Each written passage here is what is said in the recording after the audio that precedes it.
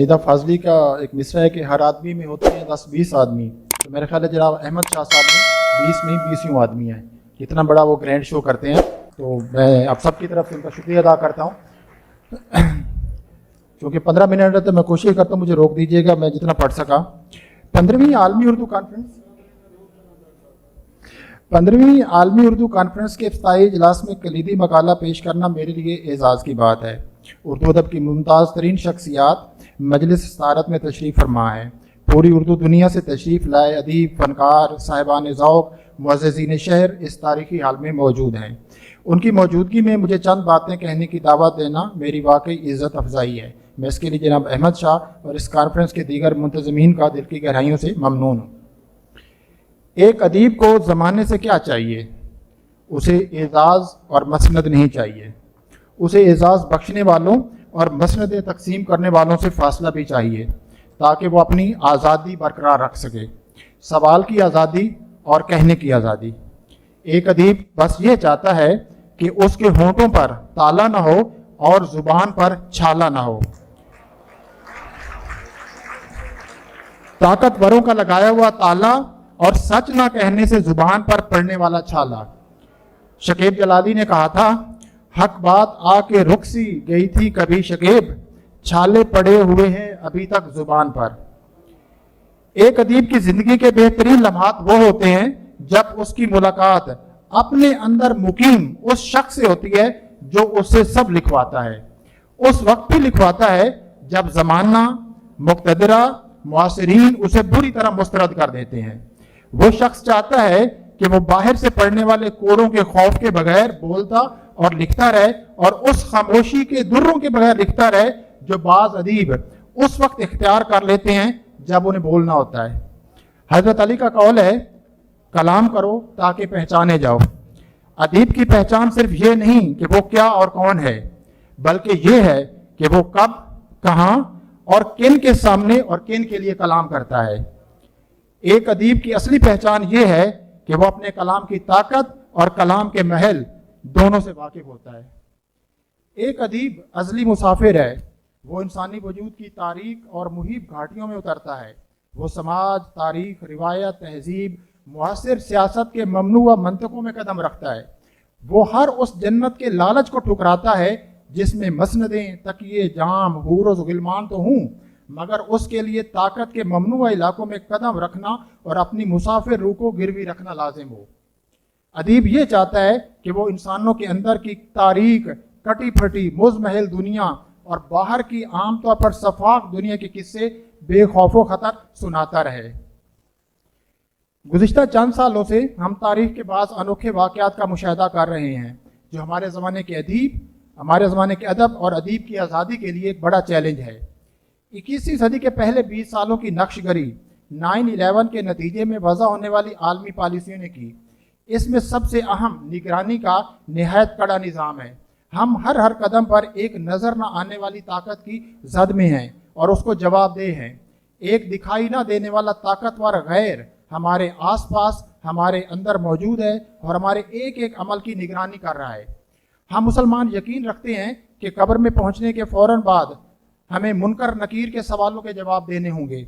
यूं लगता है जैसे इस दुनिया ही को एक बड़ी कब्र में बदल दिया गया है और साइबर दुनिया के मुनकर नकीर हमसे मुसलसल पूछगछ कर रहे हैं, और हमारी बका इसमें है कि हम उनके हर सवाल का जवाब दें। स्मार्ट टेक्नोलॉजी 24 घंटे हमसे हमारे बारे में एक एक बात उगलवा रही है। 17वीं तक 20वीं सदी के मगरबी इंसान का मकूला था, मैं सोचता हूँ इसलिए मैं हूँ। 19वीं और 20वीं सदी में एशियाई, अफ्रीकी, नौ आबादियाती मुल्कों के बाशिंदों का मकूला बना, मैं मुज़ाहमत करता हूँ इसलिए मैं हूँ। अब पूरी दुनिया में ये मकूला राइज हो रहा है, मैं शेयर करता हूँ इसलिए मैं हूँ। ये स्मार्ट टेक्नोलॉजी हमारे ज़माने का एक नया अर्जी खुदा है। वो हमारे बारे में हमसे ज़्यादा जानता है, इसलिए वो हम पर इख्तियार भी हमसे ज़्यादा रखता है।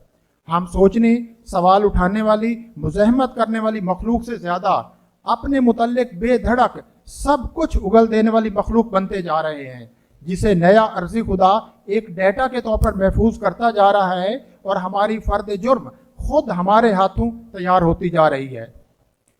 मगरबी दुनिया ने लिबरल जमहूरी इक़्तिदार के जरिए जिस निजी जिंदगी का तस्वुर दिया था, उसी मगरबी दुनिया की न्यू लिबरल मुआशी पॉलिसियों और डिजिटल दुनिया के हमागीर गलबे के सबब अब आदमी की कोई निजी जिंदगी नहीं रही। सारतर के अफसाने द एग्जिट के किरदार जहन्नम पहुंचे हुए हैं, मगर जहन्नम की आतिश को जब कहीं नहीं देखते तो पूछते हैं कि जहन्नम कहाँ है। उन्हें बताया जाता है कि तुम्हारे साथ वाला यानी दूसरा शख्स ही तुम्हारा जहन्नम है। लेकिन अब निगरानी के निज़ाम के सबब खुद आदमी की अपनी निजी जिंदगी ही उसका जहन्नम बनती जा रही है। अपनी खुशी और रजा से, अपनी ही आज़ादी से महरूमी का ये जहन्नमी तजर्बा 21वीं सदी के इंसान का सबसे मुस्तरद तजर्बा है। आदमी के पास सरगोशियाँ थीं जिन्हें वो खुद कलामी, खुदा से मुनाजात या किसी महबूब शख्स के लिए ऐन विसाल के लम्हों में सेंध सेंध कर रखता था। उन्हें अब वो सरेआम सुना रहा है। अज़्म बहज़ाद का शेर है, मुझे याद आया कि एक दौर था सरगोशी का, आज उसी दौर की एक कम सुखनी याद आई। आज का आदमी स्मार्ट टेक्नोलॉजी के नए अर्जी खुदा को वाकई खुदा समझकर उसके आगे अपना सीना खोल रहा है। अपने इंतहाई निजी राज चीख चीख कर साइबर दुनिया के बीच चौराहे पर बयान कर रहा है, मगर इस नए खुदा के मकासद और इख्तियारात से कतअन लाइल्म होकर। वो नहीं जानता कि अब आदमी की निजी समाजी दुनियाएं उसकी अपनी नहीं रही, उन्हें डिजिटली कोलोनाइज किया जा चुका है। डिजिटल कॉलोनियलिज्म की गुज़िश्ता सब सूरतों से मुख्तलिफ और मुनफरिद है। उनमें यानी पुरानी सूरतों में कुछ न कुछ मुज़ाहमत हुआ करती थी और उनसे आज़ादी की तहरीकें चला करती थी, यानी उन्हें इस्तेमारियत समझा जाता था और अपनी गुलामी की हालत को महसूस किया जाता था। मगर अब बरज़ाओ रग़बत खुद को इस नए अर्ज़ खुदा के सपुर्द कर दिया जाता है। हमारा अलमिया बाकी दुनिया के अलमिया से मुख्तलिफ है और ज़्यादा गंभीर भी। हम पहली इस्तेमारियतों से आज़ादी हासिल नहीं कर पाए और उसकी एक नई किस्म का निशाना बने हैं। हम गुज़िश्ता 75 बरसों से साख्ती और इदारा जाती इस्तेमारियत, स्ट्रक्चरल एंड इंस्टीट्यूशनल इंपीरियलिज्म की ज़द पर है। हमारी कौमी, इज्तमाही, तहजीबी, अदबी ज़िंदगी के वो सब सवाल उसी सूरत हाल में जड़े रखते हैं जिन्हें हम नाजो कहकर ज़ेर बहस नहीं लाते। हमारे मेन स्ट्रीम मीडिया पर जारी सियासी मुबाहिसे सूप आपरा की मानद हैं। 75 सालों से एक ही कहानी की नई किस्त कई दिन चलती है और कहानी फिर भी आगे नहीं बढ़ती। ये सूप ओपरा हमारे बुनियादी इज्तमाही, सियासी, तालीमी और तहजीबी मसाइल से तवज्जो हटाए रखने का काम करता है और बाय डिज़ाइन। चूँकि आदमी की सरिश्त में आसमानी खुदा की नाफरमानी और ज़मीनी खुदाओं के खिलाफ बगावत का जज्बा मौजूद है, इसलिए डिजिटल कॉलोनियलिज्म के खिलाफ मुज़ाहमत का इम्कान भी मौजूद है।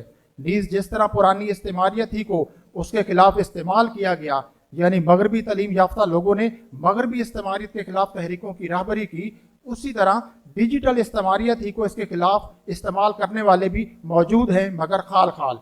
नीज़ बाज़ मुज़ाहमती तहरीकों ने इस स्मार्ट पावर को अपने हक में भी इस्तेमाल किया है, जिसकी ताज़ा तरीन मिसाल ईरानी ख़वातीन की मुज़ाहमत की ताज़ा तरीन तहरीक है। आगे कुछ मैंने लिखा है कि मौजूदा सियासत, ये पोस्ट ट्रूथ का ताल्लुक, पॉपुलिज्म का ताल्लुक और नई स्मार्ट टेक्नोलॉजी जिसका मैंने जिक्र किया, बहुत ज़्यादा इन तीनों का आपस में संबंध है। लेकिन एक चीज़ जो हमारे समाज का जो पिछले कई 75 वर्षों से है, वो है तफरीक और तकसीम। ये तफरीक और तकसीम सिर्फ नुक्ता नज़र का इख्तलाफ नहीं, ये ना ख्यालात की तकसीरियत यानी डाइवर्सिटी ऑफ आइडियाज़ भी नहीं, ये दोनों तो किसी सेहतमंद मुआशरे के लिए लाजिम है। समाज को सियासी और फिक्री आमरीत से यही दो चीज़ें यानी एक से ज़्यादा नुक्ता नज़र और कसीर ख्यालात महफूज रखते हैं। हर शख्स को राय रखने का हक है, मगर उस राय को तलवार या खंजर बनाने का हक नहीं। हम सब अपनी अपनी आरा जाहिर करके एक तरह से आरा की एक दुनिया यानी वर्ल्ड ऑफ ओपिनियंस तश्कील देते हैं। हमारी हकीकी दुनिया का अमन इसमें है कि हम आरा की इस दुनिया को अवामी जमहूरी रहने दें, उसे एक सल्तनत में तब्दील ना करें, यानी वर्ल्ड ऑफ ओपिनियंस को एम्पायर ऑफ ओपिनियन न बनाएं, जिसके लिए हुक्मरानी की खूनी जंग हर वक्त जारी रहती है, जिसे हम पोस्ट ट्रूथ कहते हैं। वो आरा की अवामी जमहूरी दुनिया को मलूकियत में बदलने के सिवा कुछ नहीं।